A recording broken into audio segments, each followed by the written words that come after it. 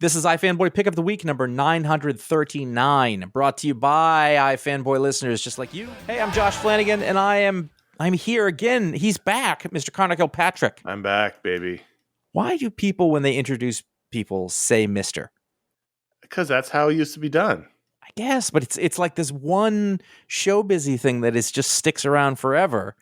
It's like any concert ever. If a person comes out, ladies and gentlemen, Mr. So-and-so. like that's true. I never thought about that. You can't not do it. It's just weird. So this is the iFanboy Pick of the Week podcast. I mean, it's a respect thing. Do you not respect me? It is. It's a little like it's well worn. It's trodden. Mr. Elton John. Yeah, it doesn't matter who it is. Yeah. Do you think they do that at like hip hop shows? Ladies and gentlemen, Dr. Dre, Mr. Lil Baby. I like Mr. Doctor. I'll start calling Ryan Mr. Dr. Ryan, not Doctor, Mr. Doctor, Uncle Baby Billy. I just want to point out that I named a recent rapper and you named one from 30 years ago. I listen to the 90s station in my car. I get a lot of Dr. Dre. Do you know any recent rappers? Yeah. It's not a yes or no question. You would then have to give an example. Yeah, I don't know. I mean, I could probably. Does Kendrick Lamar count? Do you know Kendrick Lamar? Yeah, but he's been around forever. I know, but he's still producing relevant work. Well, then, yeah, I know Kendrick Lamar, obviously. I would have accepted Drake, but, you know. Who's the guy? His last name is Scott. Travis Scott. Yeah, I know him. I know him because of the sneakers. I'm aware of a Lil Nas X. A lot of Lils out there. Well, he's also not super new, I guess. Yeah, I don't know. Why are we talking about this? I don't know. I missed you. We have no expertise in this area. I know. That was kind of the bit. Uh-huh. I figured one of us would come up with something. Lil Baby was the best I had. I don't know who it is or what it did. Every week, one of us picks the book they like the best from their stack of comics. We call that the pick of the week. We will talk about that comic book. We will talk about other comics that came out this week, the patron pick, listener mail. It's going to be a grand old time. I think it already is. I think you can tell. There'll be spoilers. We're going to talk about what happened in them books. You have to exercise your own caution there. You are your own master in that sense. We cannot be held responsible. I've given you the warning now. It is on you and our your lawyers ears. Tell us that's all we got to do. Once the warning is given, it's all your responsibility. In the crying game, it's, you know what? I'm not even sure how I'm allowed to say that anymore. I don't think you're allowed to reference that film anymore. So it's Conor at the pick. I had the pick. And I just realized I was saying it and I was like, you can't do this anymore. It's funny. I feel like this week I had a week that is like your week every week. Okay. I couldn't get my head above water. Oh, yeah. So I was on vacation last week with my family. I stopped over to Indiana to attend our former intern Gordon's film premiere. He sold his film to Lionsgate. They had the premiere in Indiana because they shot it there. They're all from Indiana. Went there with Ron. We had a good time. I come back on Tuesday to like just chaos at work for the last 48 hours. And this is the fifth week. This is a light week. I had like 10, 11 books. So I thought, I'll be done with the books Wednesday morning. The pick will be done early. The script will be done early. None of that happened. I didn't finish my books till about an hour before the show. That never happens. Right, because it's just been so busy. Plus, you come back and everything's got to do all this stuff, and I had to like go run some errands because stuff that broke on the trip had to get fixed. Like all kinds of, I just couldn't find a minute. I had to go see Deadpool and Wolverine to review it, to record a show, and get it edited and out in about 24 hours. So like I had a lot of stuff to do in the Tuesday to Thursday 36-hour window. I was so stressed out. I feel like Josh must feel like this all the time. That's what I thought at one point.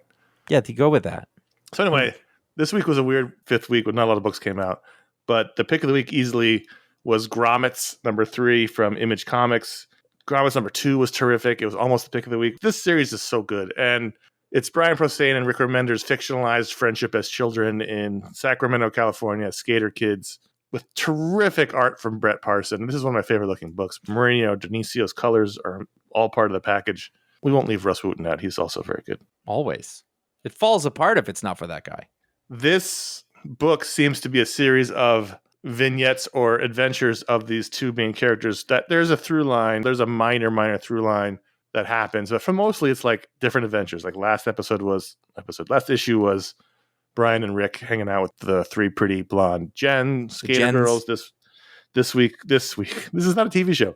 This month's issue, or whenever it comes out, they're hanging out with the punk kid skater guy. It's like different adventures, but there's through lines of the grandfather and through lines of the Jens and through lines happening. Is it Liberty Spike, Mike? I think so. It's Liberty Spikes because that's what those are called. Yeah. But he says that's not his nickname. He didn't pick it. But it's very much in the vein of sort of 80s comedies. It opens with like Brian Posehn's character having a sex dream about the gens, which totally would have happened in an 80s movie. With his grandfather waking up with spraying him with the hose. Funny things happen, emotional things happen, things that are very familiar to people of our age happen. And it's just wonderful cartooning. They mentioned in the back, in the letters page, that it's one of the best looking books in comics, if they say that so themselves, and I agree with them. The cartooning from Brett Parson is so perfect for this book. And it makes me sad to actually think that this book's only 7 issues and it's basically half over, or almost. So I'll tell you that this would have been my pick of the week too. Just put that. And there's not much to say. Like, this isn't a plot-driven book. Like, they go skate, they ditch school to go skating, they get super high, they go to the arcade. Nothing really happens, but everything happens. There is a page, it's a few pages in, they go to the mall. And you see the parking lot of the mall, and it's because it's the daytime, because they're ditching school. There's not a lot of cars there. And so you walk around inside the mall, and I had an aggressive sense memory based on the second panel of that page, which is the outside of Spencer Gifts, what it used to look like. The diagonal wood paneling behind the other signs for Foot Locker, and, you know, going into Spencer's and seeing what it looks like, and all the crap around there, going into the arcade that they go into later. Like, man, it's not entirely obvious unless you're really paying attention, but in addition to like these kids and the characters that are being done here, the sense of place in this, he couldn't draw this world and make it look genuinely like it looked. And I mean, I know that doesn't seem like a big deal, but like, things don't look like this anymore. If Brett Parson isn't in his middle to late 40s, I'll be shocked. I know. Do you remember, I don't know if you ever, Adam McKay was on an episode of Conan O'Brien Needs a Friend, and they were talking about how when they were kids, everything was brown, yellow, and orange. And I was like, holy shit, it was. And everything looked shitty. Yeah. Like, it didn't look shiny and new. At some point, you know, like in the late 80s, things started to look shiny. And that was just in the nice places. So everything has that same color or that sort of ugly newness, you know, or stuff left over from the 70s. And it's just present in this. You know, the other thing is that the cartooning, and I really am getting into, like, in terms of setting, this doesn't work without the art just destroying it. The art's the big draw. He says, you know, he says at the end, it's the best draw. And like, this isn't going to get that kind of attention because this kind of art never gets that kind of attention. But if you want to talk about just accomplishing everything it's setting out to do, portraying the emotions on these kids' faces, I don't like drug stories. I don't usually like stories about people who are drunk or stoned or whatever, but it was so well done here. And yet you love all those 80s movies where all those characters are drunk and stoned the whole time. I don't know, but but either way, it places this in like an almost romantic light. And at the time, like, that never happened because the stoner jokes were always stupid. And here, like, this combination of having the crush on a girl, but accidentally getting too stoned and not being able to do anything about it. And they're just like, all right. Yeah, it's more like everything's heightened. Both of them get too stoned. So Rick's character, who, by the way, looks a little bit like you because he's blonde and he's got an Agent Orange t-shirt, which he used to wear all the time. Yes. He has a crush on a girl at school who the gens think is not good enough for him. But then she shows up and, like, she's like pretty and seems to be wealthy. And I'm like, what's the problem with her? But the other guy, Brian, he likes the gens, but they're both way too stoned to really do anything about it. They've got food all over their faces. They're going to wake up really feeling bad about themselves the next time they wake up. I liked how excited they were about the snack bar. They were so happy about that snack bar. And I was like, yeah, that's good. That's a good The only call. thing that, like, really tripped on for a second was that they're both broke.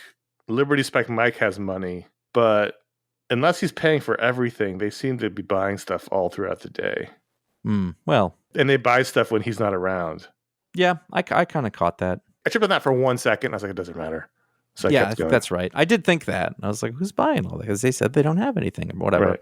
So there's a moment where Brian Posehn steals something. He steals a Christmas ornament. Smurfette. I really like the scene where we basically revealed that his grandfather, who he lives with because we don't know why he doesn't get along with his parents, he's clearly in the early stages of Alzheimer's because he's not remembering anything. So that was like a little gut punch in the early part of the issue. There's a lot going on here. It's just about life. And I just love it. I just think this book is amazing. It really is. Yeah, it's fantastic. It could go 60 issues as far as I'm concerned. It's much better than I would have thought possible at the announcement of it. It's also, you know, it's light for Rick Remender. You know, it's a different side of the guy who can do these, you know, massive world building epics. It's not about his crippling anxiety about the world. It's more of a nostalgia-fueled trip. But it's a fantasy one because it's him and Brian Posehn being buddies and growing up. They're friends as adults, but they didn't grow up together. Yeah. So it's this very interesting story. It'd be like if you and I made a comic about growing up together. You know? Yeah. On the art strip, look how much he curves the pavement when they're skating with the last page. I was literally just looking at that. And then the color of the sunset's terrific, but the previous page, the cameras in the third panel is low to the ground, and the pavement curves away from us to give it a sense of movement, even without them moving. Like, it's very... This is high. I don't know where the hell this guy was before, but this is high level stuff. So see the last panel on that second to last page where it says Weeble Wobble? Mm-hmm. As a skater, I was like, oh shit, he's about to eat it. And then I got to the next page and I realized he didn't, and I was so relieved. Brian socks him in the back. Yeah. And so he Weeble Wobbles because once you start wobbling, you start overcorrecting. Ugh. Oh, for sure. Did someone get eaten on a pebble in this book, or was that a different one? I think that was the first issue. He did that in the very first issue. It was Brian Posehn. Yep. He totally just eats it in the first issue. That was the cliffhanger. Or not the cliffhanger, but the final thing. Anyway, there's not a lot to say because it's just these guys hanging out, but it's the highest level of craft in terms of the hanging out. The characters are great. The art's great. The subtle storytelling's great. The tone, the mood, the sense of place is great. I agree. It's terrific. It's a terrific book. I was about halfway through my stack, and I was like, well, my stack was not that mighty this week, but I was like, oh, so far nothing's even close to as good as Grommets. Yeah, you said something to me at one point. You're like, oh, so far this is the pick of the week, unless the last 4 books. It's like, it's going to be the pick. Because I've read everything you read. This week we had the end of Blood Hunt number 5, Jed MacKay, Pepe Larraz.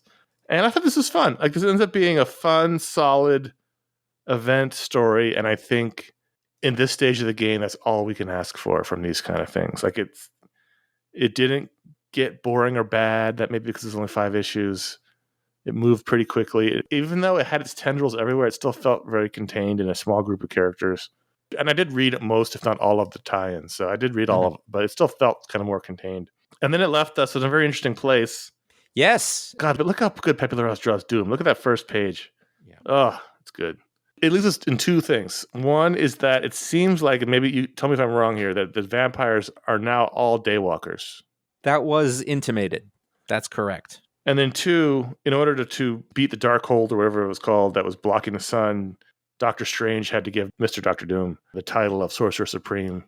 By doing that, he gives him a little tiny piece of his soul to pass the mantle on. And so now Dr. Doom, who, by the way, says, yeah, sure, I'll give it back to you when this is all over, and then doesn't. Well, he said no.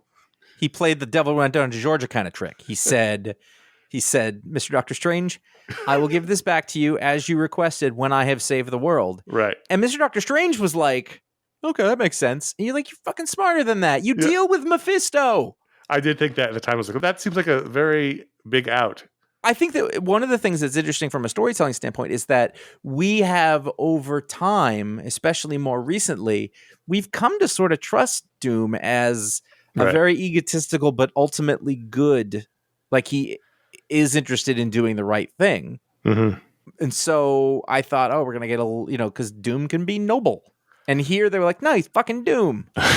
One of my favorite all-time stories is one of the original Marvel graphic novels of Emperor Doom, where he does take over the planet by harnessing the power of the Purple Man. So we're heading to that kind of thing. So it teases coming in November, One World Under Doom, and it shows Doom and all the heroes kneeling before him. So this may be falling back into the old Marvel trap of event to event to event. But that's a nice step. I liked this. The ending was good. It sets up interesting stories that could be told. Mm-hmm. And it was fun.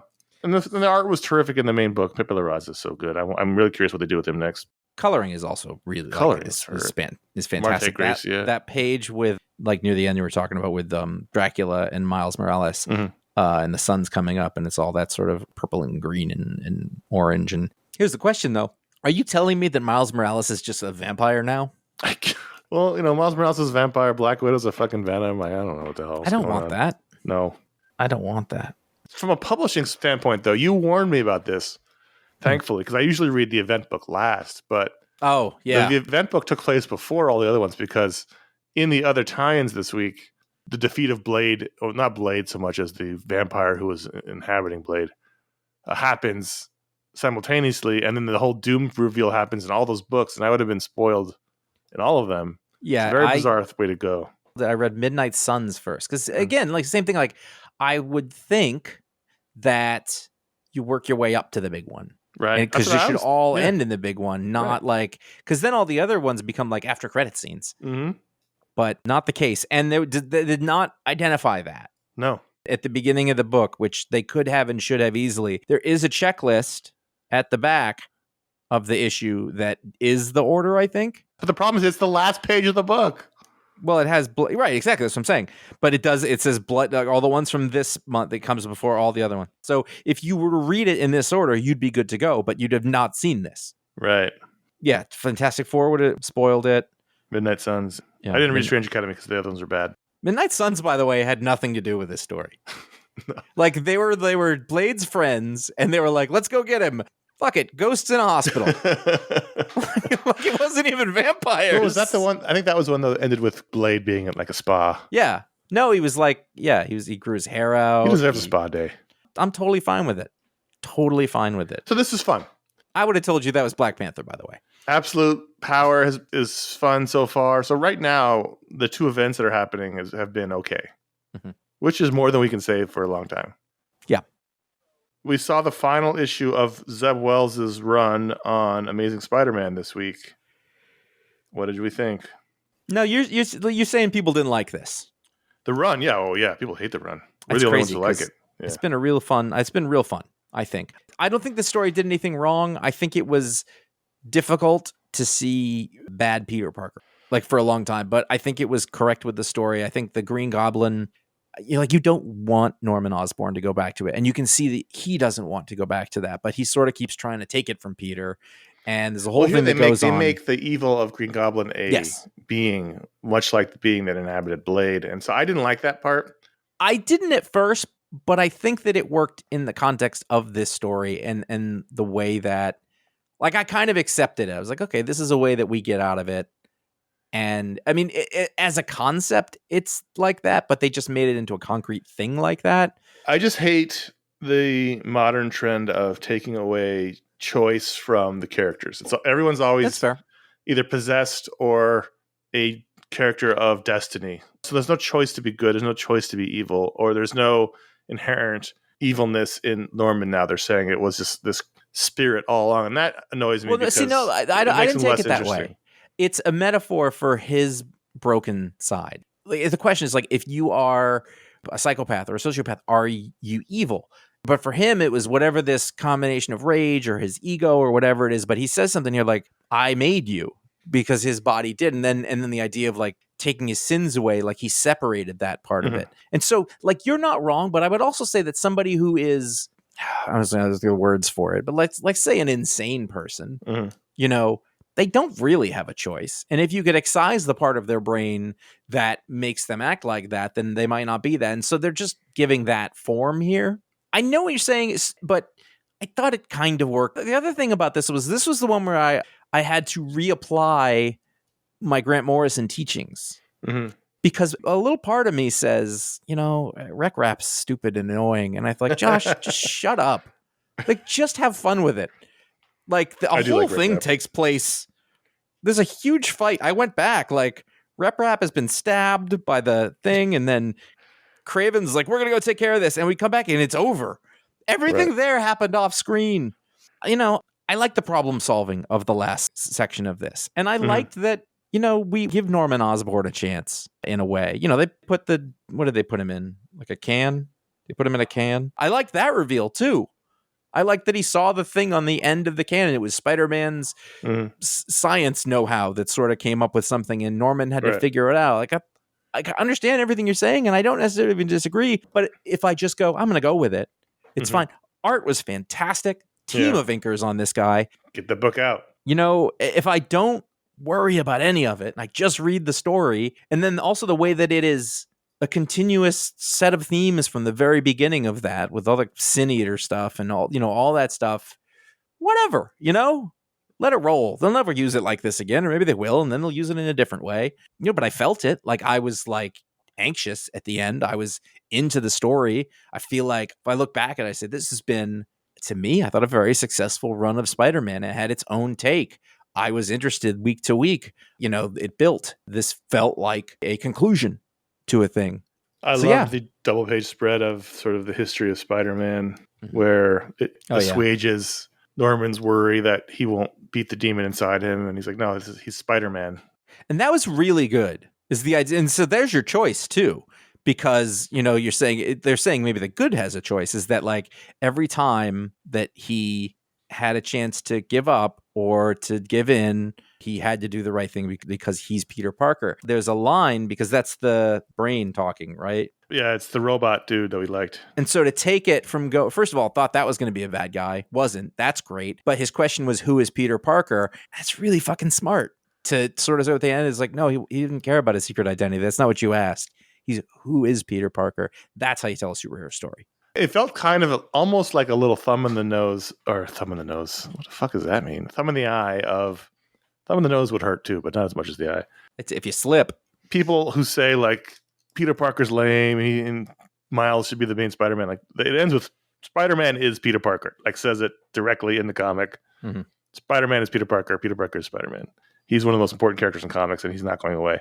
I found myself looking at that one panel in the middle where he's in the black suit, and I thought, man, I'm so glad we didn't do the show back then, because I probably would have hated the suit, but I'd loved it. It's a great suit. Because he was in that suit for a while. Oh, I mean... that suit's terrific. That had a lot to do with my initial interest, because that was the thing when I first started reading comics, and however 10, 11, I was like, that looks awesome, because black and white, it's a great design. It's a great design. It's a stunning design. Like, we talk a lot about Todd McFarlane and all the things. The design of that suit is probably the best thing he's ever done.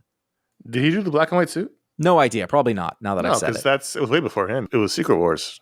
I equate him with that. Is Mike Zeck then? Probably, or somebody. But yeah, that was way before McFarlane. You're right. Now, granted, I still noticed Todd McFarlane because of it. Like that was like, I wanted to go back because I saw that cover and I was like, I want that. I want that drawing of that thing. It's I like Mike Zeck. Kamala Khan being part of this universe. I like all the science nerd heroes sort of being part of this book. Hey, what happened to the guy, the lab assistant? Was he still around? Wasn't he dosed? It's like Shut Up Larry or whatever he was. He was a chair. It was Jonah Jameson, Kirk Connors, and Larry were all dosed by drugs, and they were all hallucinating. Craven has got him in a headlock. Yeah, but then he gets knocked out, and then they're all dosed. Oh, okay. Look on page 21. All right, he's a chair. That was also very funny. I forgot about that. When we come back to that scene, Craven's had a poison knife, and Kamala beat him up with the arms, and she's like, none of you guys helped. And we look, and they're all super dosed and whatever they were. And they hold on to it. Yeah. I'm a lamp. Read all about it. They're just... That's great stuff. I think Joe Kelly comes on with a co-writer for a little while. I don't know that we know who the next permanent... Or did we know? Did they announce it? I don't. They might have. If you open up my skull and look inside, there's no longer a brain. It's just sort of lukewarm oatmeal. And so I think they might have announced it, but I don't remember. This page I just found come out eventually. Says who designed the black Spider-Man costume, and it says Felicia Hardy. And all current owners, Eddie Brock. Like, that's not... Is that an AI answer? No, it's the fandom.com wiki. Like, they just kept it all in universe. All right, let's see. We could talk about the next thing, let's move on to... You got to do something now. I know. I was trying to look who designed the costume, though. We'll figure it out. I'm almost there. All right, I'll go back to the script now. Hey, are you enjoying this rambling nonsense on a week where there are not a lot of books to talk about? Consider supporting our show at patreon.com/iFanboy. That's where people who really enjoy the show want to help keep it going, keep the shows coming out. People help us pay the bills. They go there. They support the show. In the past, they unlocked a bunch of shows that we do for everybody. There's a great community on Facebook and Discord. There's a monthly patron hangout. And you can sign up for a yearly membership and get 10% off. Or you can do it monthly, up to you. There's tier-exclusive merchandise. And at $5 or higher, you get a patron power live on the show. You get access to the Discord server. And at $10 or higher, you get an ad-free version of the show. We posted to Patreon. No ads. Well, this ad, but not other ads, which is fine. We have fun doing them, but you don't get to hear them. Find out all the details at patreon.com/iFanboy. I believe our next hangout is in 2 weeks. So if you want to watch that one, join up. iFanboy at threadless.com is our merch store. You can find our 13 designs on t-shirts and more items, skateboard decks or bath mats, mugs, all kinds of things are there. iFanboy.com/support is our PayPal tip jar. So if you are an eccentric billionaire, instead of buying another island, how many islands do you need? Buy yourself a podcast. Well, you don't buy, you donate. Donate to the podcast. Who needs 4 islands? Be content with 3, and then take the island money you're going to spend on 4, drop it in there. We'll take care of it. What you want to do is look at the relative climate of each of those islands. If there's overlap, some of them might be underwater soon. Unload it now. You don't want to be like those guys with the houses on the Massachusetts shore just getting hosed by the resale prices now. That advice is worth something. iFanboy.com/Amazon is our general shopping link. You can find a general Amazon shopping link there. If you're an Amazon shopper, you can help us out there. And you can also find our Booksplode books. The books we talk about in our Booksplode shows are also listed there. And bookshop.org is our partner that helps local bookstores. When you order from them, local bookstores fulfill your order. And we put those links on our Booksplode pages. And thank you for your support. We are the modern day Bartles and James. Wow. Going back. Jaymes. Mr. Dr. Bartles and James. All right. So who designed it? Todd McFarlane designed Venom. He designed the black suit? He designed Venom, which was the symbiote suit that appeared first. Well, there's some, I didn't get that far, but I did not know this story. I've seen it in 2 places now. I cannot confirm or deny whether it's real. In 1982, Marvel held a competition for aspiring comic artists and writers. Concepts for characters and canonical stories were all welcome. A few of the ideas were accepted, including an idea from 22-year-old Randy Schuler. Yeah, that's on Wikipedia. I see it here. He pitched a black and red costume, so the parts that we know as white are black. That was the original. Right. The original design was black and red. They paid him $220. Mm-hmm. And he also pitched that Janet Van Dyne should design it, but in continuity, we know who designed it? Black Cat. That's not true because it happened on the fucking Beyonder planet. She wasn't there. That's an AI answer. So Wikipedia says Schuler's design was modified by Mike Zeck to become the one we see in the comics. So I would say I'm just happy I know enough to say Mike Zeck. I would say the designers were Randy Schuler and Mike Zeck. Yeah, okay, go with that. And Black Cat had nothing to do with it. Write your own copy. She's a fictional character, right? But even in the fictional world, she wasn't on the Beyonders world. He just appeared on him. Anyway, Ultimate Spider-Man #7. I want to take the people who make comic books and say, if you're going to have 2 different Spider-Man comic books, fine, and they can be not touching. If you're going to have 2 different comic books about Spider-Man and Peter Parker is Spider-Man in both of them, okay. Don't have them both be Green Goblin books. You guys talk to each other. Give me something different. You go on summits. This shouldn't happen. Yeah. If you're going to offer 2 Spider-Man books, they got to be different flavors. You wouldn't have like 3 different Spider-Man ongoing. When you had like Web of Spider-Man and Peter Parker, Spectacular Spider-Man, Amazing Spider-Man, like they had different shit going on. It just annoyed me. I totally get what you're saying. There was scenes I liked a lot. I liked the issue. I Watergate no problem with scene with Jonah and Ben and Robbie. Right away, I was like, it's exactly the. Yes, I was like, that is the parking garage from the movie. Which was the real place. Which, by the way, I am not seeing that at a movie theater tonight because we're doing this. It's playing tonight, and I was like, I've never seen that in the theaters. And I was like, it's on Thursday. Fuck. I would have figured it out for you because I would have been like, I'm going to this. That's amazing. I liked the whole AI angle. Mm-hmm. You know, like okay, the Green Goblin suit is fucking Serpentor. I was not happy about that. That's stupid. You know what I'm saying? So Mr. Dr. Octavius finds out that locked in the circuitry of the 2 suits, because Green Goblin and Spider-Man suits both came from Iron Lad, is an AI program that creates a internal, like Iron Man suit, an internal buddy. And he's like, I've uploaded all these different leaders throughout history you could choose from, Abraham Lincoln or Julius Caesar or whoever else he had there. Peter chooses himself. Which is fucked up. Harry chooses his dad. More fucked up. Which we already see is going to lead Harry down the path to evil. Peter's is just annoying. I wouldn't want my own voice in my head. It's already in there. Mine's already there, and he's not helping. I don't need a second one to argue with. That seems strange. This I command. I don't know who I would want in there with me. I can't think of, he has Abraham Lincoln, but he wouldn't. If it was like folksy Abe Lincoln from the movie, that might be fun. I know, but eventually you'd be like, you need to stop telling stories right now. like because it's amazing, but you would get tired of it. Like Stanton. You would just be like, enough with the stories. I once was listening to Edward Stanton. Oh, God. A man sold a pony. He has Napoleon, Caesar, Gandhi, Lincoln, and he has himself on there, Octavius. I don't want any of those people in my head. No, these are bad choices, Otto. That's a nerd. I'm surprised they weren't all attractive women, to be honest with you. Who wants Sydney Sweeney in their head? Every nerd. I know who that is. This is good, though. I totally get what you're saying. No, it is. We just went through months of Green Goblin in one book, and now we're in months and months in this one. But Marco Cacchetto, terrific. I liked the issue. It's still not different enough, but it's still very good. Mm-hmm. I mean, it is a middle-aged Peter Parker. Or, You're hanging in there with Hickman, which is interesting. Well, yeah, it's pretty pop-oriented Hickman so far. It's accessible Hickman.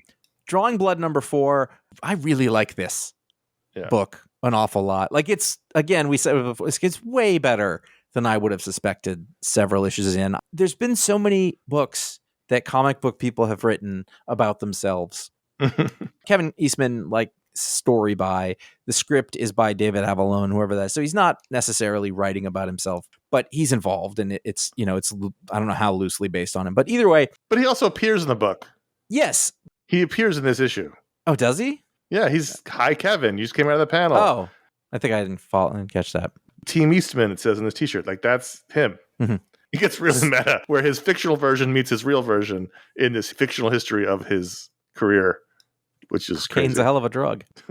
What I was going to say is that, look, we've read so many stories by young comic artists writing about themselves, you know, when they haven't done anything or experienced anything. And it's so much about their insecurities and their whatever. And this is a story about that from a person who made it about as big as any comic book person can make it. Absolutely. But it's done in this style.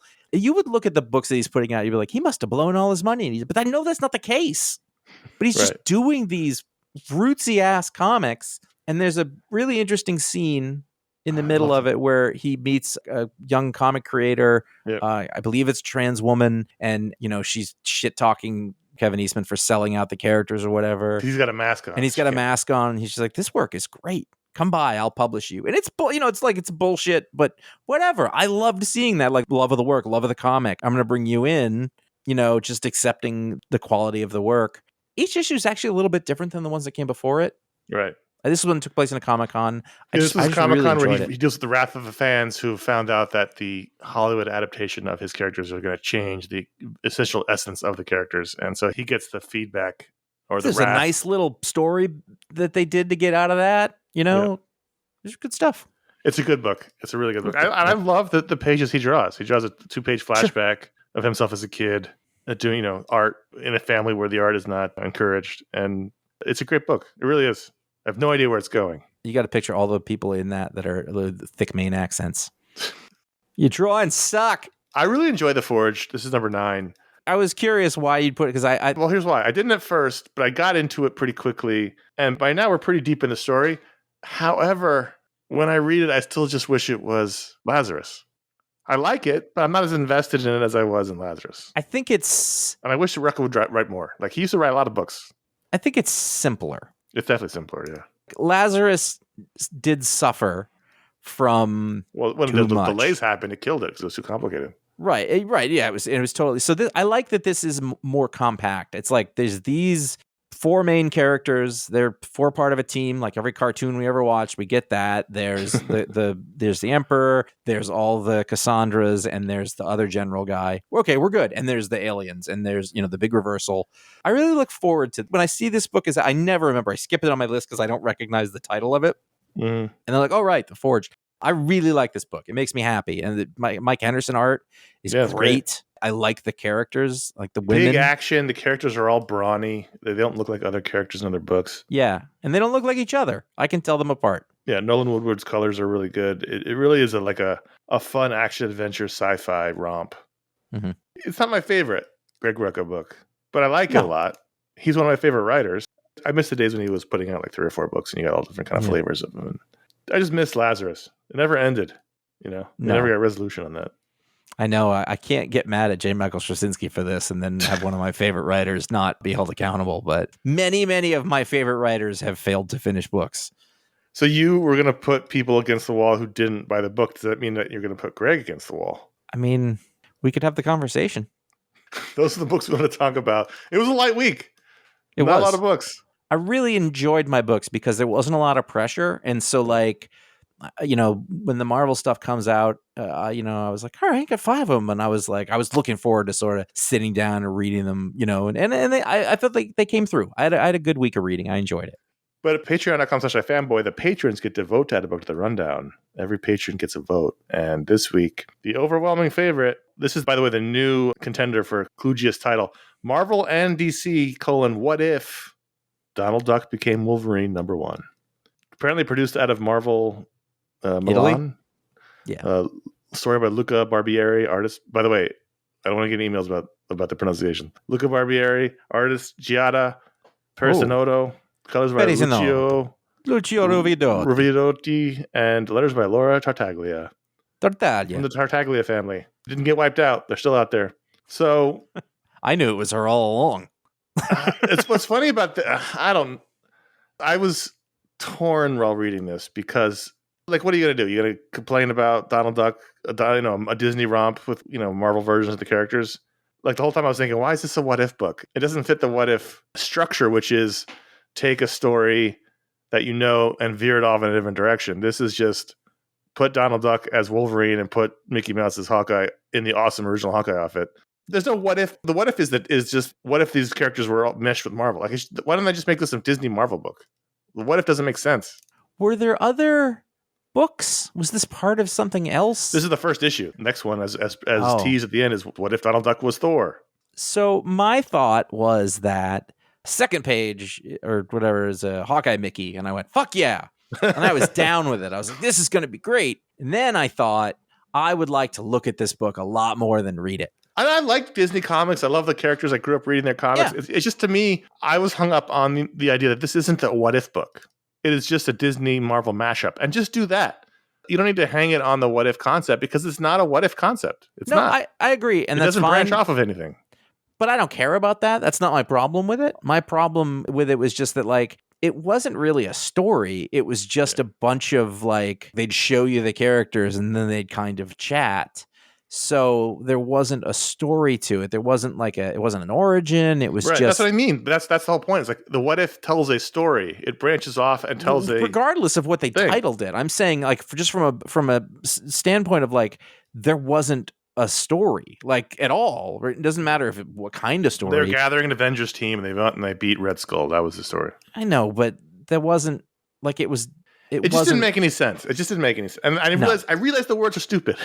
I realized that I'm looking at a page where Donald Duck with Wolverine hair is shaking the hand of Mickey Mouse wearing the awesome original Hawkeye outfit. And I realized I shouldn't say things like it doesn't make any sense. But it didn't make any sense. Maybe if you were like a Mr. Doctor of Italian, it would make more sense.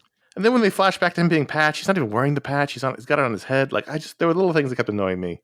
It wasn't good as far as, like, telling a story. The art was fantastic. Yeah. I think Pluto as Hulk is very funny. Right.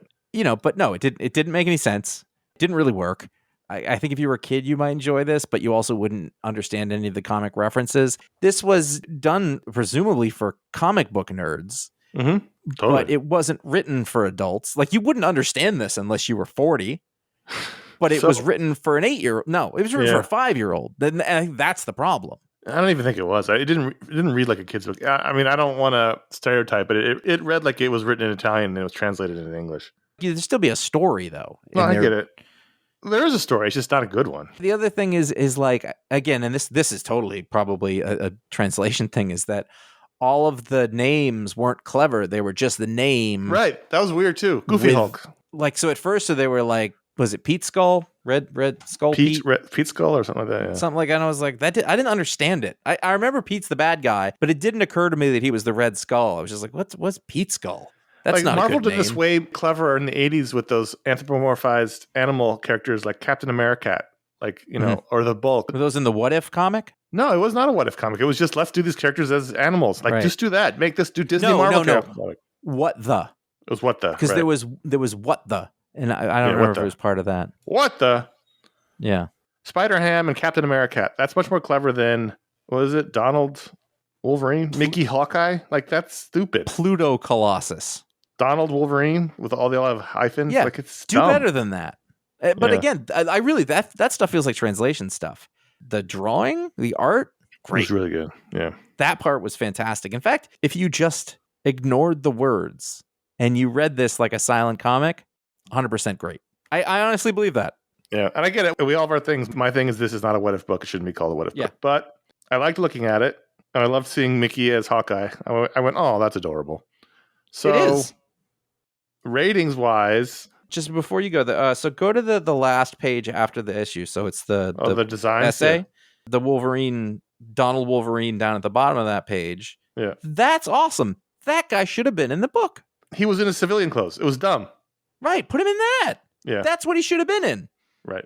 He was in there in a flashback. That's the drawing on the cover. Right. He's not in that costume.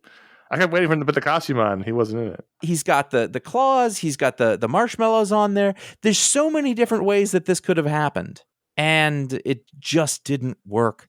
Like, he was tired and lazy, and he's like, sleep heals you. And I was like, that's vaguely Wolverine-like, but not enough. Like, it didn't make sense. This would be more interesting if they fully went for it and just did a Disney book. Yes. That was set in a Marvel Disney universe, and they just told stories in there, and just do that. What if has a very specific meaning, and this is not it. Mm-hmm. Ratings, I don't even know what to do. I started to talk and realized that I don't know what words were coming out. 2?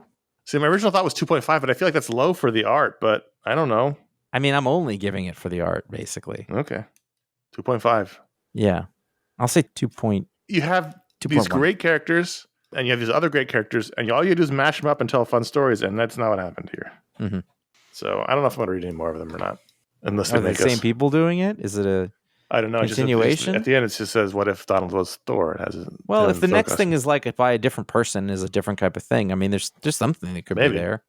I don't care at the end of the day. Like, I know what you're saying, and like, it's shitty, editorial and protecting the brand in a certain way. But like, if there's a cool, fun story, or like, I don't care, and it can be done. Right. So I'll look at the next one. If it's the same people, I'll probably look at it anyway. It would be really easy to dig yourself out of absolutely nothing.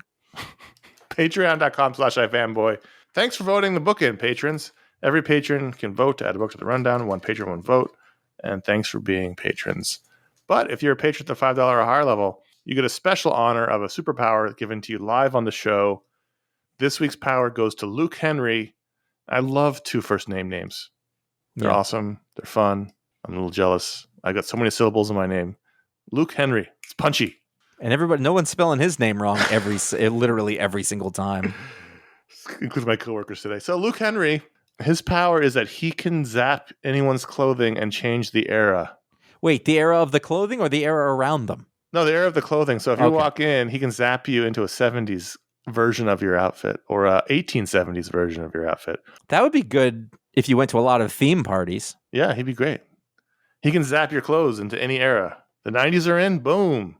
90s are out, now it's early 2000s, boom. By the way, that's what's happening with the kids. Shut your fucking mouth. That's what's happening. They went from 90s to early 2000s. All right, that's fine. That means I can bust out my bootcut jeans. So, Luke, use your power wisely. That's all I'm saying. Yeah, that's a good time. You can. I don't want to get too objective about it, but you can make ladies dress like they're in the 20s, and I really like that. Slappers. Yeah. Get the slapper hats. Also, the clochette hat. Listen, I got this suit. Can you make it a 60s style? Boom. Mm-hmm. Luke's got you. No, not that 60s. Patreon.com/iFanboy. 62, not 68, 62. Thanks for being a patron, Luke. We have some time for some questions. We actually have a lot of time for some questions. Are we going to get to him? It's not here. Who? We had saved it from last time. The second one is from last time. I don't know what you did last week. Oh, okay. You're right. The first question, I think, refers to last week's show, which I haven't yet listened to because, again, I was underwater for the last 36 hours. Andrew M. from Colorado. Josh, I've been thinking about this incessantly since you said it. What's the 4th Star Wars movie? All in caps. What was the context in which I said that? I don't know. Did I say, it seems like I would have said there's only 4 Star Wars movies. Maybe. You tell me. It was only a week ago. It was at least 2. Or was it last week? It was last week's show. I didn't hear it. I didn't listen to it. I don't know. What are you asking me for? My instinct would be that it's the first 3, and then this could go 2 ways. You talked about Star Wars Darth Vader, so I had to be doing that conversation. I hate the Phantom Menace. No, that's not true. The Phantom Menace is very bad. I love it. Recognizing it's very bad. So it could be that. The Force Awakens, I think, is very good. I really like that movie. I think I was referring to the Phantom Menace. Or were you referring to Rogue One? You love that movie. I don't love that movie. The movie's I thought fine. you did. I thought you came around on I it. didn't like it at all, and then I watched it, and I was like, "All right, I see what there is things to like about. I don't. I could take it or leave it. I used to not like it, and now I can kind of appreciate it. I feel like we need to go. We're gonna have to do some detective work and go back and listen to what you said to figure out what you're talking about. Yeah, I'm not going to do that. I think Ryan doesn't forget things though, so he probably would give you a long. What is the fourth Star Wars movie? Would you have an answer for that on your side? Like, what would you would say? How many Star Wars movies are there to you? 3. Yeah, I feel like I would have said 3. I can't believe I I mean, unless you count like Escape from Endor or whatever those movies were called, The Battle for Endor. That one. Well, that's canon. There's 2. There's is that the 2 Wilford though. Brimley one? One of them. There was 2. I know. Yeah, that was Wilford Brimley. I was so excited. It aired on Sunday night. I was so excited. I was like, give me a stormtrooper or something. Nope, just Wicket. And then a bunch of characters from Labyrinth showed up. I remember being so excited about it too, and then like knowing I was disappointed but not being able to put shape to it. No. I was like, I don't feel good the way that I expected to, but I don't know why. We were 9 years old. Here's some people from the cast. So obviously Wilford Brimley, he features prominently on the poster. Paul Gleason, the principal from The Breakfast Club. Okay. Tony Cox. I guess he was probably one of the Ewoks. Mm-hmm. Johnny Weissmuller Jr. Okay. He's been in stuff. That's it. I feel like he was like one of the cowboys in the giant from Twin Peaks, who you're not going to know, but he's in there too. Mm-hmm. God, I was so excited. And then just at 9 years old was like, what is happening? I don't like what's happening. Let's move on. We got other emails, but we'll never know what Josh's 4th movie is. It's lost to the ages and to his brain. Yeah, I apologize, but I don't remember what I said last week. This is why I don't run for office. Eric from Valley Village, California. Ooh, fancy. In the last anniversary episode, Josh, another one for Josh. They're coming at you. I think it's just a neighborhood near North Hollywood. It is, but it's nice now. That's fancy now. See, when I lived there, that was affordable. These are coming at you. These are all coming at you. I think I lived in Valley Village. You did? You didn't live. You lived in Van Nuys. Then I moved closer. I was over by North Hollywood at that point. Yeah, but I think it was technically. Let's see where Valley Village is right over the mountain next to Studio City. Anyway, yeah. The last anniversary episode, Josh briefly mentioned "You got this," and it got me thinking about the horrible linguistic cliche, which I didn't even notice until Josh brought it up 5 or so years ago. By the way, you're getting all the credit for this. I originally brought it up. That's not how I remember it. I used to be a script reader for a Hollywood studio. Once Josh mentioned it, I saw it everywhere in unproduced scripts, and I would highlight it in script as an example of cliche dialogue. This is awesome. Mm-hmm. We've made it into script coverage. Yep. But You Got This has, if anything, only gotten stronger. You hear it in tons and tons of movies these days, like almost every MCU film. So my question is this: is the battle over? Is you/we got this just common vernacular now? Does it even matter? I've been thinking about this question for years. Eric sounds broken. I feel like, because I actually did think that like it's sort of backed off a little bit. Certainly in comics. It's certainly in comics. Yeah. And I don't know if we can take credit for that. No. Or maybe. But it's definitely backed up. And it is not as constant, because I would notice it. You know what I mean? I don't notice it. When we first brought it up, it's because 9 out of 10 books featured the phrase at one point. And so it was like grating because it was in every single book. Mm-hmm. You got this. We got this. I got this. And it's still there, but it's not nearly as prevalent as it was. And it is. I do hear it in movies sometimes and TV shows. I heard it recently. Every comic. Yeah.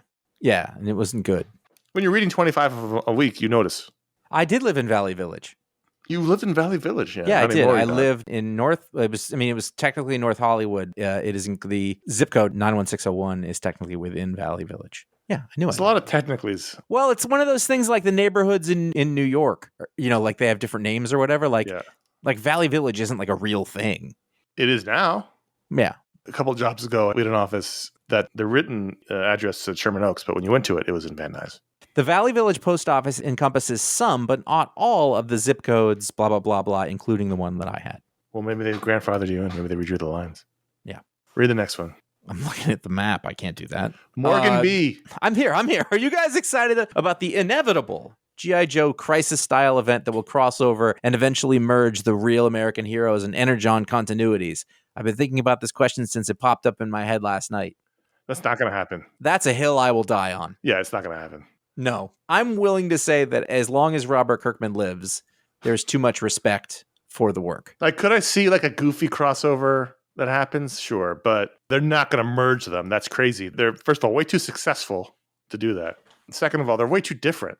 The Energon universe is much, and I realize I'm saying this about a universe that involves the Transformers, but it's way more grounded in reality, at least right now, than the Real American Hero, which features like zombies and all kinds of crazy nonsense. But also, Real American Hero is a 40 They're not going to merge year them. No old way. story. It's never going to happen. Never. No. I'm putting my stake in the ground saying never. Which I might quit. Quit the whole show? I don't know. There will be quitting. I'd quit if that was to happen. It would be killing the golden goose because right now they have 2 different versions. They can do all kinds of stuff. Why limit yourself? Mm-hmm. Yeah. Plus, I mean, they just made a crap ton of money making those G.I. Joe, the Real American Hero books. Like, right.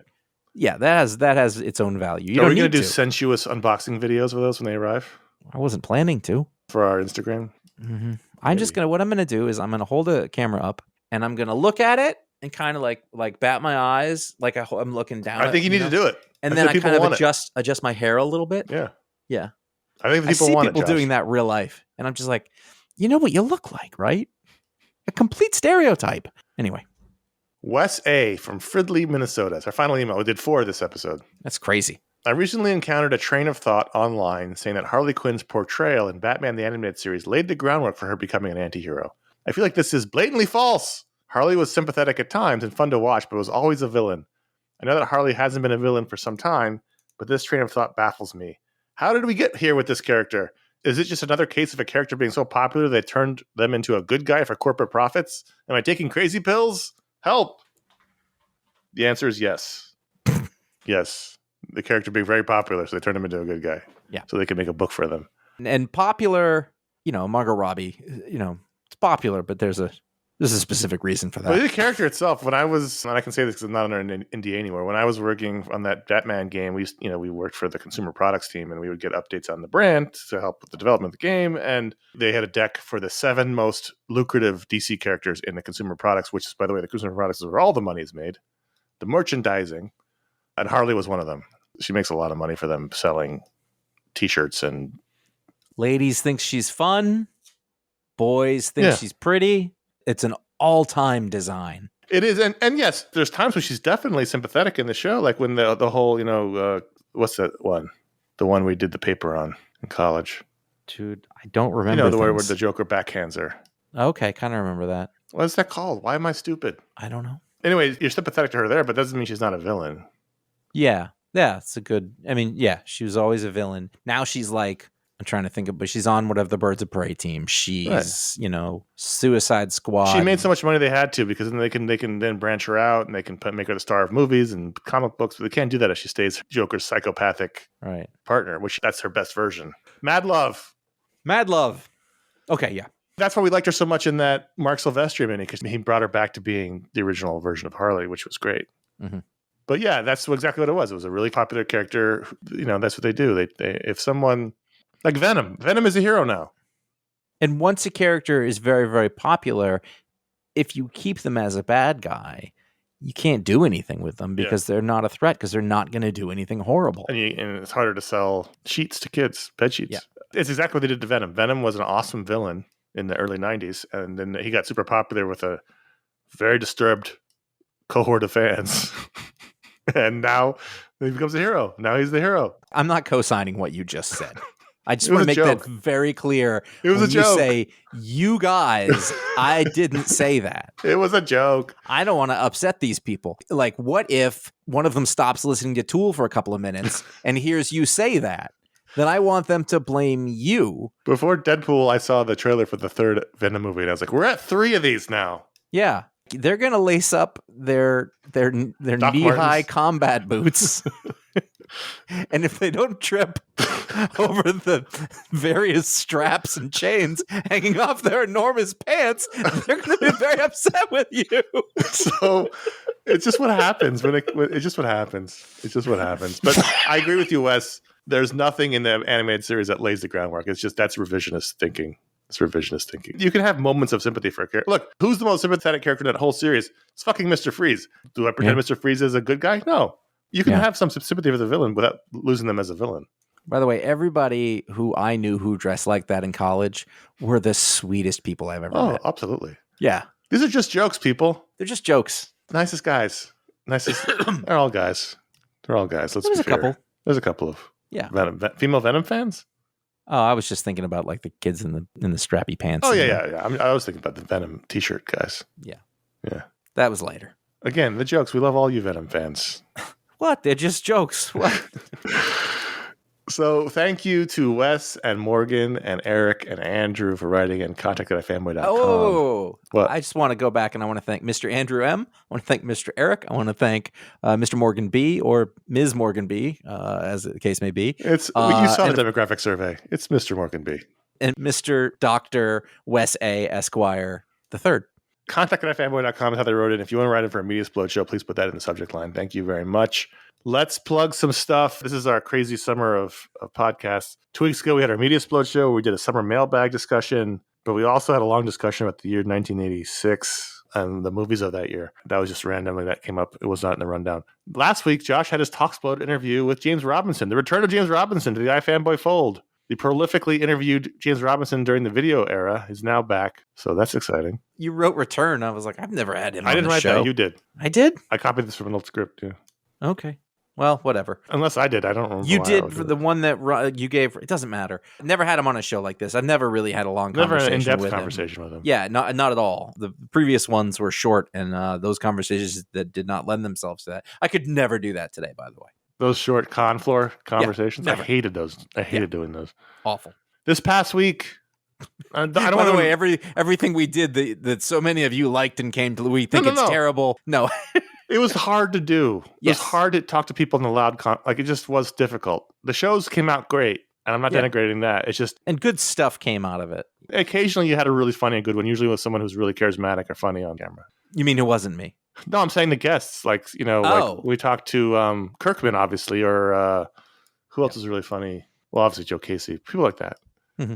This past week, Paul and I reviewed Deadpool and Wolverine. It's right behind the show in the feed. You can find it right back there. And we had a good time talking, almost for an hour, about Deadpool and Wolverine. Biggest movie in the country. It's nice that Ryan Reynolds is finally getting some public exposure. He found his thing. He's perfect for the character. He's the Dave Grohl of movies.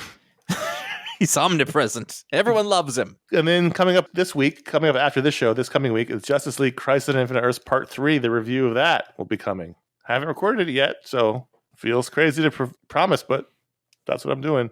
And then at the end of the month, I believe it's in 2 weeks or whatever. 3 weeks? I don't know. You do the Booksplode. I need it. I have not made the dent that you have. Will be our Booksplode review of Lone Wolf and Cub Omnibus Volume 1.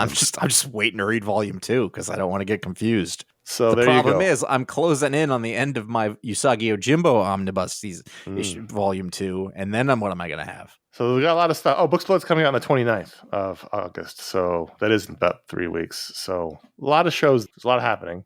And movies are inching their way back in. Enjoy. You can find our library. I didn't change the number. I had a thing sorted. You didn't let me get to the thing. I wanted to head you off in case you read it. Like all right. Ron You Burgundy. can find our Mr. Library of 1,000 shows over at ifanboy.com or wherever podcasts are sold. I think it's 1391. Well, this will be 1392. The number is 13.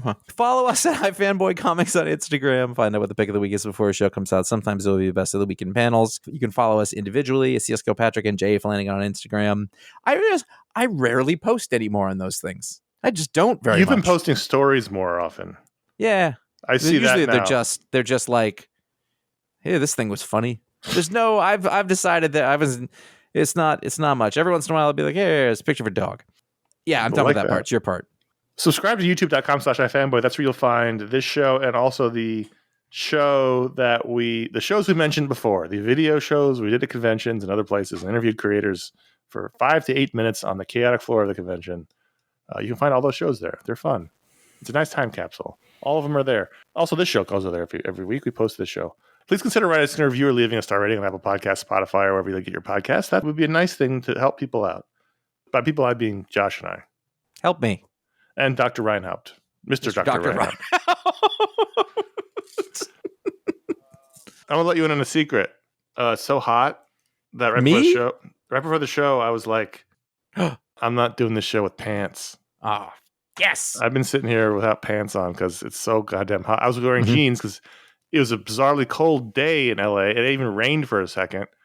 And then all of a sudden the clouds broke or the marine layer burned off and it got super hot right before the show. And so I just took the jeans off and threw them to the corner.